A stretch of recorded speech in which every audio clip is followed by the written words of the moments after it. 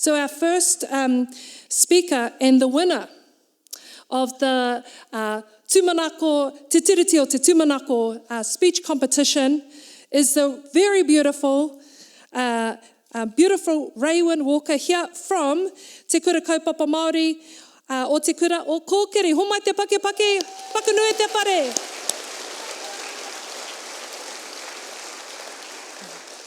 And so our beautiful wahine toa here, she is coming from Ngāti Parau and Ngāti Ranginui. Please, one more time, put your hands together for this beautiful marekura.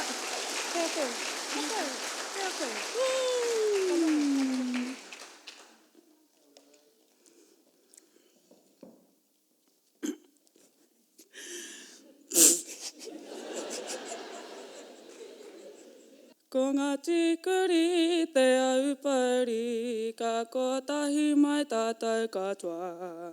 Te rarawa ngai takoto, ka ngai te rangi kia kaha mai ra. A whinatia mai e tātou, ngā uri o muri whenua. Ki a whiti ai ngā taonga nei o ngā tūpuna. Te tiriti o aitangi, hei piringa mō tātou. Ko te mana mō tuhake o te iwi Māori e. Pupuritia ko te mana, te pono me te aroha. Ki a piti ai ngā taonga nei o ngā tūpuna. Ti hei mauri ora! Hea te take i hira e tēnei waiata. Hea te tikanga o tēnei waiata. Kei te kōrero tēnei waiata mo te whakapapa o te tiriti o Waitangi, ki roto i te taitoki rei. Ko te tiriti he mea kia piri ai te mana motu ake o te iwi Māori. Ka kōrero mo te mana, mo te pono, me te aroha. Ko hau tēnei e tāpiri ana i te tūmanako ki aua kupu.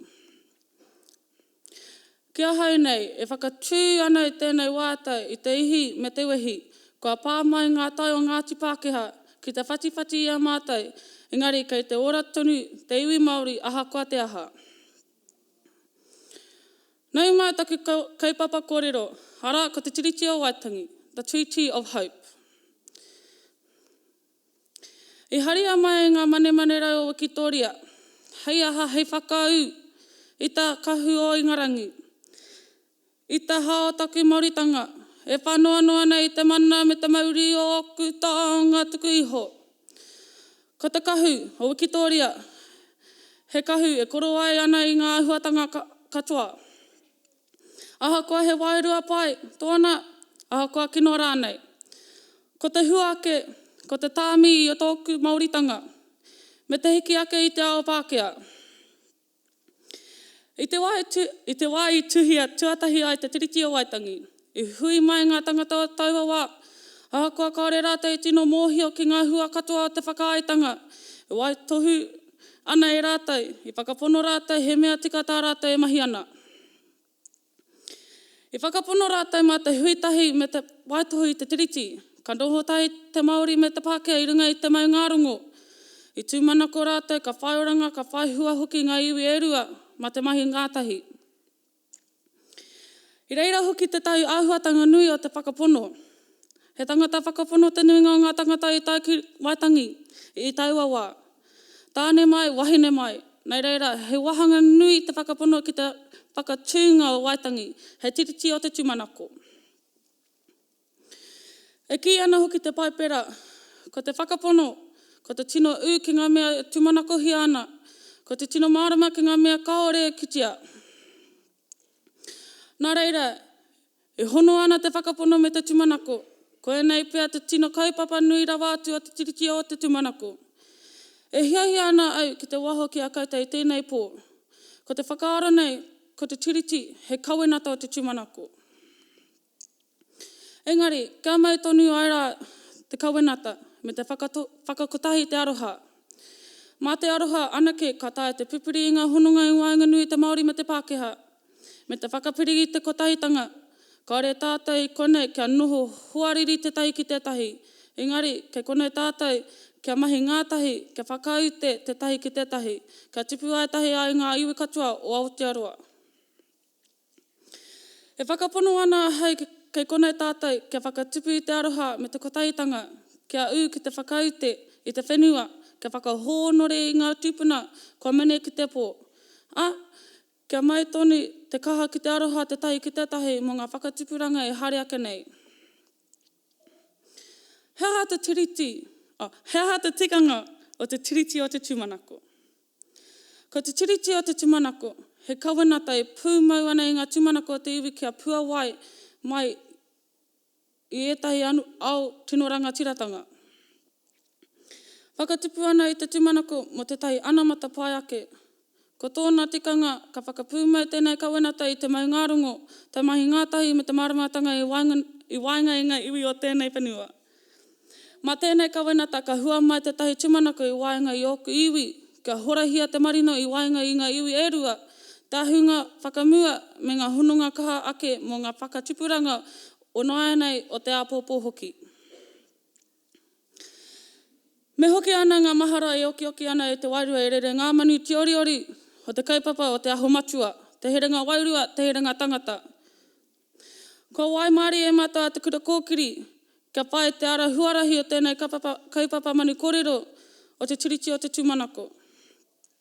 Kia nei, whakapono e aitia o te tūmata kōkiri, ko te tūmata kōkiri tā tātou waka hauora o te waka, tā tātou kaupapa matua o te kura nei. E tipu ai tēnei kura hei tīmata hia kia iti nua te tauira, kore akomanga, kore kākahu kura, kore ngā tapu rauimi o te kura. Nō reira, kua tipu ko ai a tātou e whakautu mai kei te ora tunu ai tātou a te iwi Māori. Te hoki ngā mahara o te ao, o te wā, no ngā rangi tūhāha o te wairua o te tangata, I tōna whakairatanga, ka ono te wairua me te tīnana o te tangata I te rā wā tonu kia tau. Tōna mauri, tōna tapu, tōna wahi, tōna ihu. Tōna mana, tōna ihi, tōna patimānua, tōna hinengara, tōna auahatanga. Ka tupu ngātahi te warua me te tīnana I roto I te kōpū o te whāia whānau noa. E kōrera ana tēnei oriori ki te kaupapa a te hao matua. Ngā neke hanga o te kaupapa, ngā ahuatanga o tō tātou anō. Ko te kaupapa te aho matua o tōku waka. Ka tahuri itia ki tāku tumuaki o te kura a Mark Nicholas. E hāparangi ana ki ngā tamariki. Ka kotahi te waka, ka kotahi te hoi. He ngā wari noa iho pēa. Te runga I ēnei kupu I roto I ngā mahi o iara. Tērā pēa ka kore e tino whakarohia tō rātou hohonutanga. Engari he kupu pai tikanga nui ēnei. Ki te waka Māori kupu noa iho tātou, ko tōna tikanga he waka kotahi, he hoi kotahi.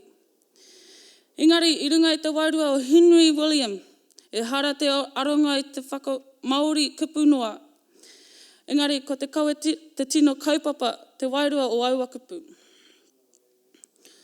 Ka tae e tō tātou waka, te tae atu ki ngā takutai moana, katoa e whaia ana e tātou. Ahakoa ngā werau, ahakoa ngā āwangawanga, kei mui a tātou, ki te hoitahi tātou, kaore he pai tawhiti e kore e tae a tātou te whakatata atu ki tae. Ko te kotahitanga te kaha, ko te mahitahi te huarahi, mā reira ka uto tātou waka kiuta. Ko te tiriti o Waitangi he tohu nui mo te tūmanako. He tūmanako mo te noho ngātahi, mo te tiaki te whenua, me te mana o te tangata whenua. Engari I te wākotahi e whakamanahia hoki te tino rangatiratanga o ngā iwi Māori ki o rātou whenua, o rātou taonga, me o rātou tikanga hoki. Hei wai anō, kore tino ōrite ngā whakamāramatanga o ngā kupu wainganui I ngā reo Māori me te reo Pākehā. Nā konei, I hua mai ai ngā raruraru I ngā tau imuri mai. Ahakoa ēnei raruraru e ki ana te tiriti o te tūmanako, he tiriti o te Waitangi. I whakapono ngā tangata o Tauawa, ka taia e rātou te hanga te tai au pai ake mō ngā uri whakatupu. Me kōrero pono tātou. Ina e rongo te nuinga o te tangata i te kupu tiriti, ka whakaaro pia rātou au e. Ko te pāpai anō te mahi o te whai kōrero, e kōrero tia te tiriti i awa. I awa he hoha anō. Engari, he nuinga ke te hiranga o te tiriti o Waitangi. I te tai mana warira e whātukau i huitahi ngā rangatira Māori me te karaunga o Ingarangi. I pātai rātou, me pēhea tātou noho tahi ai, ka kore ai e raru, e tapu haere rānei. Nā reira, e waihangatia he kawenata, e whakae te Māori kia āhei te karauna ki te whakahaere i te kāwanatanga.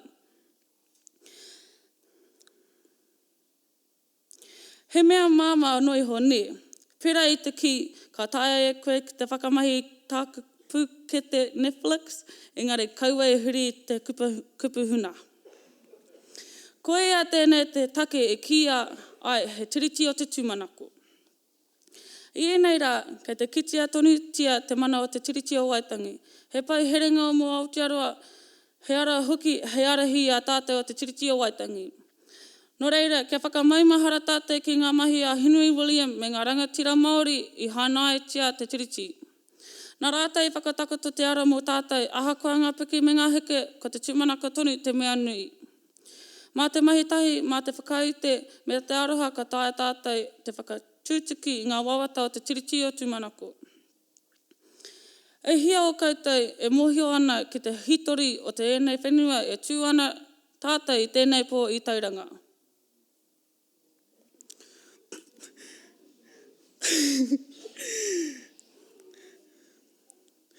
E tikuna tēnei whenua i tōku iwi, e tōku ake hapu i oku mātua tupuna hoki. Ki te hāhi kia whakamanahia ai ngā pai wāhitanga o te mātauranga o mātou tangata i roto i te ao hau, e tupu haere ana. E tikuna tēnei whenua kia puta ai te oranga, kia whai hua ai hoki i te iwi. I te mea e whakawhiwhia te hāhi ki tēnei kawenga nui hei tiaki, hei manaaki hoki i aua wawata. Ko te rangi, ko te whenua, ko au te tangata whenua, hei. Me pēhea te ahua o te hāhi i te whakahaere tēnei whenua. I roto i te pauritanga o ngā he me ngā tuki notanga kua pā mai ki tōku iwi i roto i ngā whakatupuranga maha, nā taua pauritanga tonu i ua ai te haere whakamua.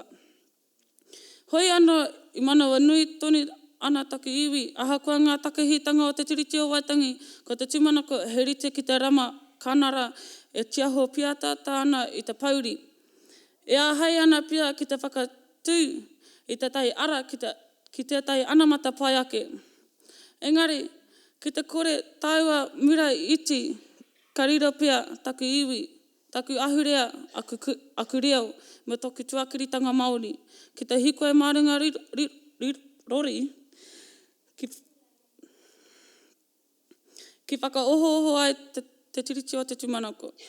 He tūmanako mo te mahi ngātahi, he tūmanako mo te tiakitanga, he tūmanako mo te tahi ao hau, mo te Māori me te karauna. Engari, ka meme hā tāua tūmanako, e raupatu hia te whenua i mai ai te whakapapa, te mana me te oranga o te iwi, i taka hia ngā kupu o te tiriti, ka ngora te whakapono. Ana e te tai matua, e pipiri ana i tāna pepe, e titiro atu ana ki te whenua kua riro ke, ka pāta ia. Ka whai wāhi tōku tamaiti ki konei, a tōna wā. Ka mohio ia ko wai ia. Ka ora tonu tō tātou rea me o tātou tikanga. Koe nei te tino kōrero o te tiriti o te tūmanako. E hara te tūmanako anake, engari he mamai hoki. Hei oi anō, kei te ora tonu te tūmanako, nā ngā mahi whakaora te reo, te whakahoki whenua me te tūpakari o te iwi. Moa tātou tamariki, moa tātou mokopuna nohi, me whakatinana anō i taua tūmanako. Nau te raurau, nāku te raurau, ka ora tonu ai te iwi. Mā te mahi tai ka puta te tūmanako me te kaha. Hea te take e kia ai he tiriti o te tūmanako. Hea hoki te tiriti o te tūmanako. He kawenata tēnei mo te ahua o te noho ngā tahi o ngā iwi e rua i Aotearoa.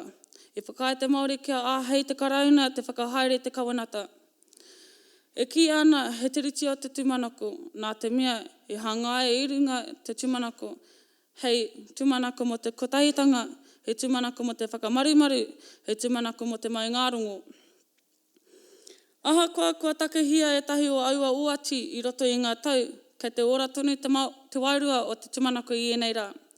E whakamahara ana te tiriti o te waitangi ki a tātou mo te ahua o Aotearoa. Nō reira, e kore e tika kia kia he pohe wanoa iho tēnei. Mo taku iwi, he tino take nui, he mea whakahuora, he mea ora tonu.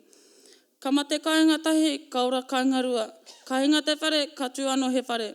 Ahakoa ka ngoro te tahi mea, kei reira tonu te tūmanako mo te ano mata. Nō reira, e aku nui, e aku wehi, tēnā koutou, tēnā tātou katoa.